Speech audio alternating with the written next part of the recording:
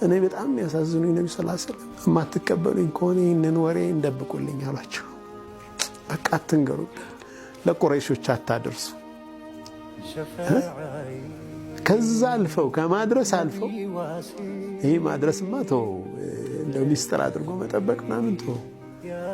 ሱፋሃዎቻቸውን፣ ሞኞች ቂሎቻቸውን፣ እብዶቻቸውን፣ ልጆቻቸውን፣ ህፃናትን ልከው ነው ነብዩ ሰለላሁ ዐለይሂ ወሰለም እና በዛ መሰበር ውስጥ ወደ አላህ የነበራቸው መጠጋት ከዛ ኢላ ምን ተኪሉኒ አሉት። ኧረ እኔማ ወደ አንተ ነው ወደ እኔ ነው የማስጠጋህ እኮ ነው።